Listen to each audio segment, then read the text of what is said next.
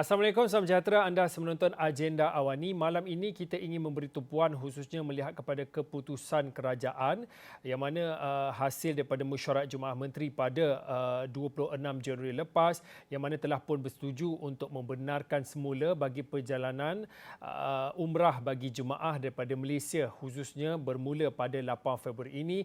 Ini susulan daripada keputusan yang sebelum ini yang menangguhkan sementara bagi perjalanan ibadah itu setelah menilai data penurunan COVID-19. Jadi pada malam ini kita ingin melihat kepada yang pertamanya persediaan dan juga siap siaga menjelang pembukaan semula ataupun kebenaran semula perjalanan umrah pada 8 Februari ini.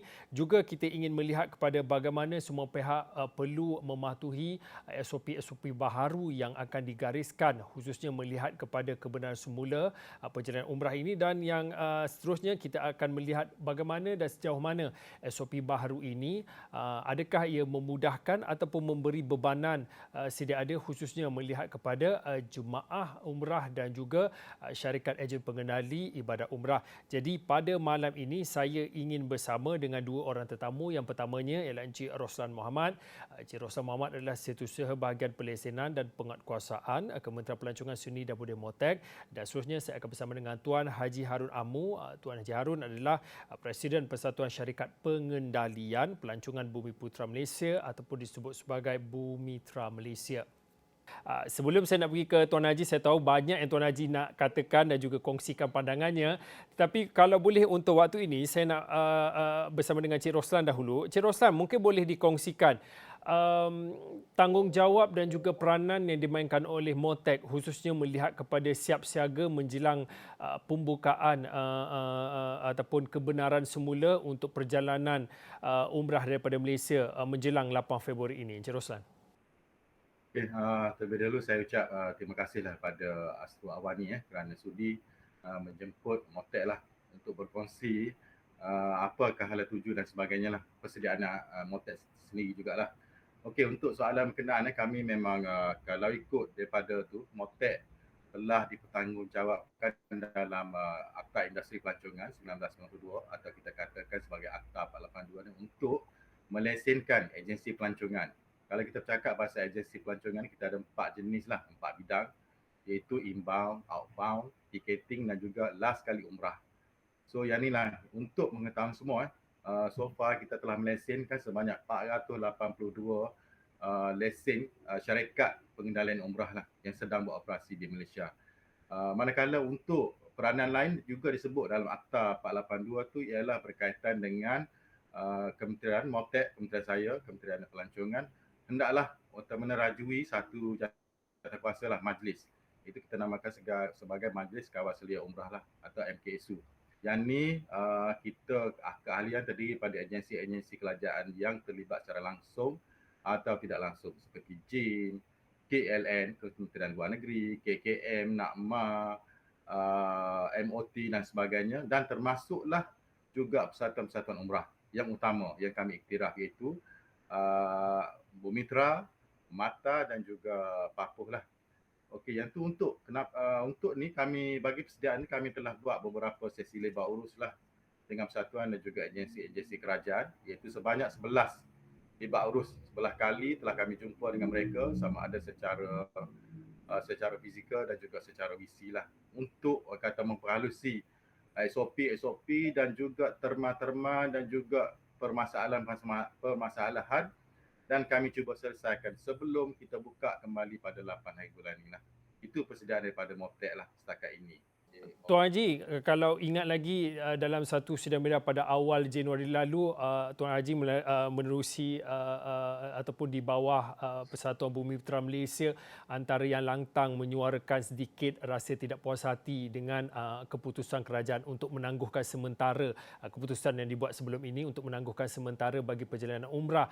Tetapi sebelum kita nak bercakap tentang secara khusus tentang maklum balas ataupun respon khususnya melihat kepada beberapa SOP ataupun penumpuan kemaskini SOP khususnya melihat kepada kebenaran semula untuk membuka semula perjalanan umrah daripada Malaysia 8 Februari ini, mungkin boleh dikongsikan secara keseluruhannya melihat kepada respon ataupun maklum balas daripada ejen-ejen ataupun syarikat pengendali melihat kepada kebenaran semula bagi perjalanan ibadah umrah 8 Februari ini. Tuan Haji. Okay, Assalamualaikum warahmatullahi wabarakatuh. Pertama sekali saya nak ucap banyak terima kasih kepada Astro Awani dan juga terima kasih pada Encik Ruslan yang juga bos kita lah, kita kira bos balik di Pengurah ni. Ya. Ya, alhamdulillah kalau kita tengok tentu sekali apabila kerajaan membuka semula pengendalian umrah ini pada bulan Oktober, itu adalah satu kabar gembira untuk pengendali. Ya.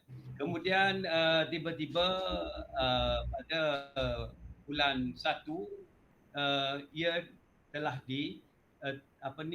operasi umrah telah ditangguhkan sementara.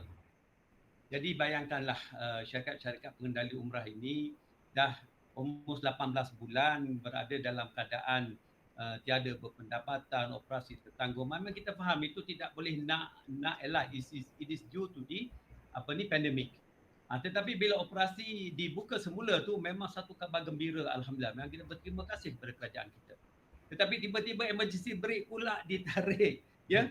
Itulah jadi memang satu masalah besar kerana masalah yang tertonggak tu telah kita bawa ke depan untuk membolehkan kita beroperasi. Kita terpaksa syarikat-syarikat meminjam wang dan sebagainya untuk mula beroperasi kembali. Tetapi walau macam mana pun kita faham atas maslahat kesihatan itu gini, kita akur pada keputusan yang kerajaan buat. Hanya kita minta dari sudut kerajaan itu cuba melihat kami, tengok apakah sudut-sudut yang dapat membantu kami, membantu jemaah-jemaah yang terkesan dengan tindakan ini. Perihal SOP ini, mengikut kacamata kami, memang SOP ini memang perlu diperketatkan. Di mana kita tengok peringkat awal, di negara Arab Saudi, mereka telah melonggarkan sekali SOP. Tiba-tiba bila kerajaan Arab Saudi memerhati bahawa telah berlaku peningkatan kes, dengan segera mereka mengetatkan SOP di Arab Saudi, ya. Dan tetapi di Arab Saudi mereka tidak menghentikan umrah ini, ya. Jadi bila kerajaan Arab Saudi memperketatkan SOP di negara dia, maka ini adalah satu keputusan yang betul baik sekali. So bagi negara kita pula, alhamdulillah, pengetakan SOP itu adalah perkara baik untuk jemaah-jemaah kita. Jadi negara kita apa perlu kita buat ialah kita memperketatkan SOP. Memang hasrat pengendali umrah dalam negara Malaysia kita tidak mahu pada bila masa umrah dihentikan. Melainkan it is very critical. Bagi kami, isu kritikal tak timbul. Kerana semua yang telah pergi umrah ini telah menyempurnakan vaksinasi 2 dos. Lepas tu diikuti pula dengan dos booster dose, ya. Jadi fatality cases yang kematian tu saya ingat very nominal. Jadi saya nampak memang adalah amat wajar pihak kementerian mengambil tindakan segera untuk membuka balik umrah ini. Amat dialu-alukan. Hanya dalam konteks SOP itu perlu diperbincangkan, perlu diperlihatkan semula. Tuan Haji sudah pun berkongsi tentang maklum balas ataupun respon khususnya melihat kepada ejen-ejen ataupun syarikat pengendali umrah. Nanti saya nak tanyakan apa pula maklum balas ataupun respon daripada jemaah umrah secara keseluruhannya. Tapi Cik Roslan, kalau boleh dikongsikan, tadi disebutkan juga tentang SOP yang diperbaharui.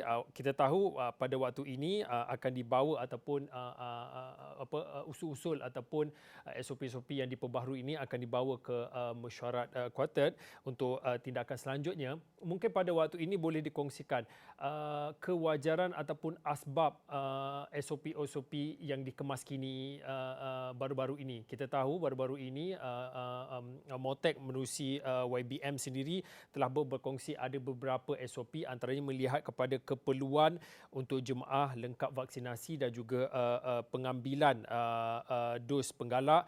Kemudian setiap jemaah umrah juga perlu dilindungi oleh insurans yang memberi kepada perlindungan rawatan, isolasi dan juga kuarantin, dan juga keperluan untuk syarikat pengendali umrah bertanggungjawab untuk memaklumkan kepada jemaah mengenai tanggungjawab, tata cara, liability dan juga arah-arah sepanjang perjalanan umrah jemaah.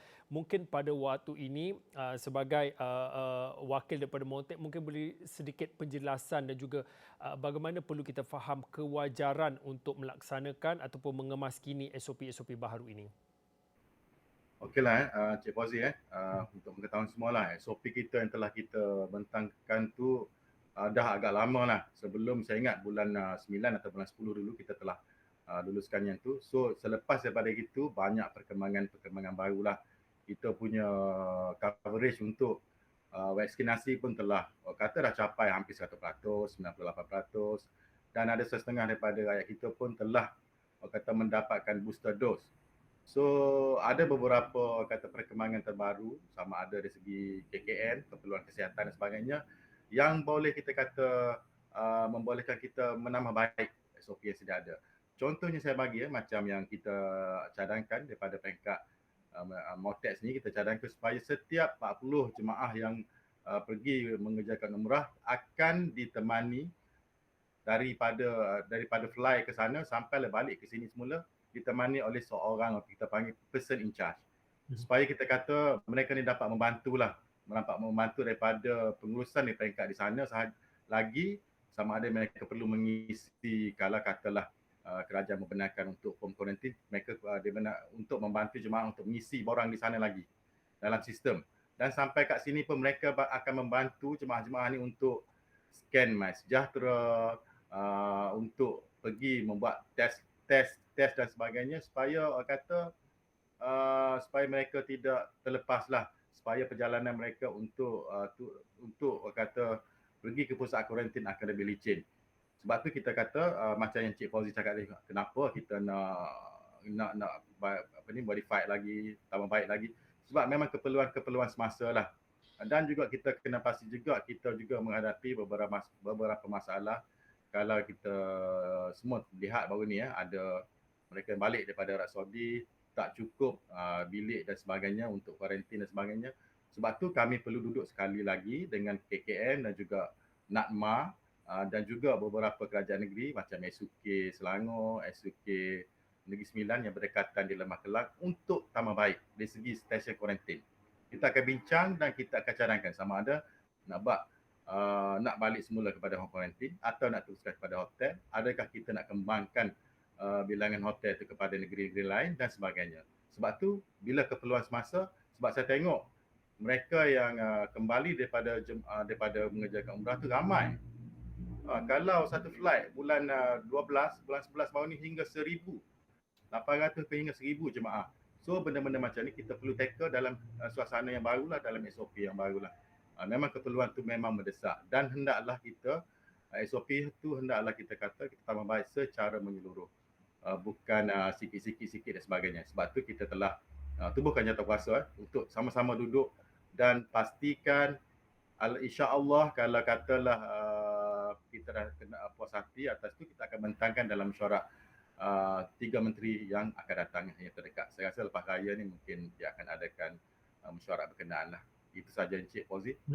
Tuan Haji, mungkin boleh dikongsikan berkaitan dengan khususnya melihat kepada insurans dan juga kita melihat kepada SOP umrah yang terkini, adakah hanya terpakai kepada jemaah yang guna visa umrah saja ataupun bagaimana mereka yang menggunakan visa pelancong? Untuk pengetahuan, sama ada SOP ni memang terpakai pada mereka yang gunakan visa pelancong ataupun visa umrah lah. Cuma sekarang ni kita lebih fokus kepada mereka yang memegang visa umrah lah, sebab visa umrah ni mereka kebanyakan pergi menggunakan penerbangan khas, chartered flight. Senang nak urus. Kami senang pun nak pihak-pihak kerajaan yang agensi yang berada di KL itu senang nak kena pasti mereka ni. Sebab mereka pergi berkumpulan chartered flight. Manakala mereka memegang visa pelancongin agak sukar untuk kita kena pasti. Sebab mereka kadang-kadang pergi seorang, pergi 2 orang, kadang-kadang bercampur-campur dengan commercial flight dan sebagainya lah. Sebab tu, tapi secara prinsipnya SOP ni memang terpakai kepada semua lah, pemegang visa pelancongan dan juga visa umrah. Mhm. Tuan Haji, berdasarkan penjelasan yang diberikan oleh Encik Roslan sebentar tadi, mungkin boleh dikongsikan secara keseluruhannya. Tadi pada awal tadi Tuan Haji ada kongsikan tentang respon ataupun maklum balas daripada syarikat pengendali umrah. Tapi untuk waktu ini bagaimana ataupun maklum balas yang diterima oleh pihak Bumiputera melihat kepada kebenaran pembukaan semula ataupun dibenarkan semula perjalanan umrah daripada Malaysia 8 Februari ini, dan juga mungkin boleh dikongsikan secara keseluruhan, adakah dengan penetapan SOP baharu ini akan memudahkan ataupun menambahkan lagi bebanan, khususnya kita melihat kepada jemaah itu sendiri dan juga syarikat pengendali umrah ini, Tuan Haji? Ya, terlebih dahulu saya ingin mengambil kesempatan nak ucap syabas dan terima kasih kepada Motek. Sebenarnya pihak Motek telah mengadakan sesi libat urus kerap kali dengan persatuan-persatuan seperti Bumiputera, Mata, Papoh yang merupakan persatuan utama dalam negara kita yang memayungi pemain industri pelancongan. Di dalam sesi libat urus tersebut, berbagai perkara dibincangkan. Ada disepakati dan ada perkara yang masih pending untuk dibawa ke perbincangan lanjut. Dalam konteks ini, ingin saya memaklumkan bahawa perkara yang berkaitan dengan kuarantin, ya, ini akan menjadi satu perkara yang akan memberi kesan keseluruhan kepada industri pelancongan itu, ya. Bumiputera berpendapat bahawa kuarantin yang dihajat oleh Kementerian Kesihatan itu perlu dikaji secara perinci dengan memberi ruang dan peluang untuk jemaah-jemaah umrah ini bagi mereka yang sekembali daripada tanah air, kalau mereka berkeputusan negatif, dibenarkan kuarantin di rumah. Ya, bagi mereka yang positif, dibenarkan kuarantin di fasiliti yang ditetap ataupun hotel-hotel yang ditetapkan oleh pihak KKM dan NADMA. Jadi kalau inilah keadaannya, dia akan memakmurkan industri umrah, ramai akan bersedia untuk pergi mengerjakan umrah. Kerana kalau kuarantin wajib di hotel dan seumpamanya akan menjadikan satu bebanan kos kepada para jemaah sekalian. Rata-rata kami tanya jemaah-jemaah sekalian, memang mereka merayu supaya kerajaan membenarkan kuarantin di rumah. Dan rata-rata jemaah bersetuju untuk mematuhi SOP ketat yang bakal ditetapkan. Jadi dalam perkara ini, isu kuarantin di rumah akan menjadi satu item utama dalam membolehkan syarikat insurans pula mempertimbangkan skop perlindungan insurans yang meliputi COVID-19 dengan premium insurans yang munasabah seperti yang diamalkan di negara Arab Saudi. Di sini kita perlu lihat, jemaah yang balik daripada Arab Saudi yang negatif boleh kuarantin di rumah, yang positif di hotel dan di fasilitis kerajaan sekiranya ada. Jadi kalau keadaan sedemikian, kami percaya insurance company akan bersedia untuk memberi perlindungan insurans yang akan cover skop perlindungan jemaah-jemaah yang terkena COVID-19 yang perlu dikuarantin upon arrival setibanya di tanah air.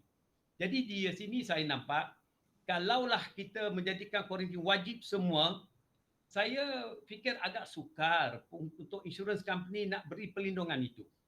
Okey, kewajarannya kita tengok di negara Arab Saudi, mereka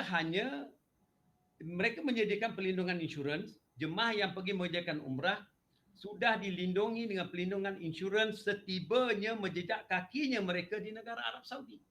Sampai di Arab Saudi perlindungan dah ada dah semua. Sekiranya jemaah tu dah terkena COVID-19 ini, mereka dibolehkan kuarantin di hotel. Dan insurans coverage-nya telah pun memberi perlindungan sebanyak RM450 sehari untuk 14 hari. Sekiranya mereka stage 4, stage 5 yang memerlukan hospitalization, mereka dah ada coverage RM650,000 untuk cover hospitalization cost itu. Ini memang satu contoh yang baik yang negara kita perlu contohi. Ya? Dan cara itu ramai juga orang akan dapat mengerjakan umrah tanpa was-was. Dan saya nampak sepatutnya insurans yang perlu kita fokus untuk negara kita inilah untuk sekembalinya kita ke tanah air. Insurans di peringkat negara Saudi kita tak perlu fikirkan. Kerana itu insurans dah sedia ada. Apabila kita dikeluarkan visa, visa itu datang bersekali dengan insurans. We are well taken care of in Saudi Arabia. Jadi di sini saya minta kerajaan kita tolong nilai semula. Benarkanlah jemaah kita kuarantin di rumah. Dan kita wujudkan perlindungan insurans. Bagaimanakah caranya kerajaan kita boleh mendapatkan Ministry of Finance, of course through bank negara yang ada kuasa ke arah syarikat insurans ini untuk provide such a coverage on return sahaja. Tak perlu kita cover hak Saudi. Ya, itu pun bagi mereka yang positif COVID yang perlu kuarantinkan di hotel ataupun fasiliti kerajaan yang mana perlindungan insurans itu cover that portion. Bagi yang negatif dibenarkan kuarantin di rumah. Dengan cara itu loading cost untuk insurans itu tak tinggi. Maka satu kos yang munasabah dapat di-enjoy. Kerana eventually kita kena ingat yang penting adalah rakyat jelata. Jemaah umrah kerana segala kos-kos ini akan dibiayai oleh jemaah. Jadi sekiranya kita adakan kuarantin wajib ini, memang saya percaya jemaah akan terbeban. Jemaah-jemaah yang modal tak banyak akhirnya tak jadi pergi umrah. Kita tidak boleh tutup ekonomi. Kalau kita dah sampai masa kita kena live with COVID. Jadi saya mintalah kerajaan, KKM, tolong tengok perkara ini dan PM kita sendiri please look in depth into this issue. InsyaAllah kami percaya kalau Arab Saudi boleh kontrol dan tangani perkara ini, why not us? Jadi itulah kalau kita tengok dari isu kuarantin dan insurans ini ya. Dan insurans juga kalau kita tengok, saya difahamkan baru-baru ini ada perbincangan antara Motec dengan insurance company. Ya, jadi kami minta memandangkan kerajaan telah mewajibkan untuk jemaah umrah mendapatkan perlindungan insurans yang melindungi kos perubatan dan kuarantin jemaah di Saudi dan Malaysia apabila jemaah positif COVID. Saya harap pihak insurans boleh buat perubahan. Ni macam saya sebut tu tadi. Jadi tak payah hak Saudi, tak payah. Just cover the Malaysian portion sahaja. Ya. Mungkin pihak kerajaan boleh berbincang dengan pihak insurans untuk menimbang semula instead of covering cost hospitalization di Saudi, semua jemaah visa umrah, sebab semua jemaah visa umrah dah ada coverage 650,000 dari insurans COVID-19 Saudi. Jadi mungkin syarikat insurans boleh mengguna sebahagian daripada premium hospitalization untuk cover cost kuarantin di Malaysia kalau jemaah positif setiba di KLIA. Jadi sebenarnya perincian ini amat penting. Saya nak mintalah kerajaan boleh kita duduk balik sekali lagi, insya-Allah spearheaded by Motec. Motec ni faham tentang perkara ni. Kerana industri pelancongan adalah dia main baby. Ya. Jadi saya harap kita duduk sekali lagi, kita perincikan dan satu kewajaran yang terbaik dapat dibuat demi untuk jemaah, demi untuk pemain industri, demi untuk industri negara. Tapi kita kena ingat dalam industri umrah, the good days, seramai 270 hingga 270 ribu orang mengerjakan umrah. Dan bayangkan untuk mengelola 270 ribu, 2/3 daripada kos berlega dalam negara kita. Pekerjaan, livelihood and so on and so forth. We shouldn't put a stop to it. Saya mintalah, saya merayulah kepada kerajaan. Please look in depth, call us and look into details. Mudah-mudahan it can be done. Kalau Saudi boleh, kenapa kita tidak boleh? Baik, sentiasalah tak cukup masa kalau kita beri peluang kepada Tuan Haji untuk memberi ataupun berkongsi pandangannya, tetapi saya ada masa lebih kurang dalam 2 ataupun 3 minit akhir ini. Kalau boleh saya nak minta Encik Roslan untuk tadi disebutkan tentang khususnya melihat pada kos kuarantin dan juga berkaitan dengan isu insurans yang perlu bagi jemaah umrah pada ataupun menjelang pada 8 Februari ini.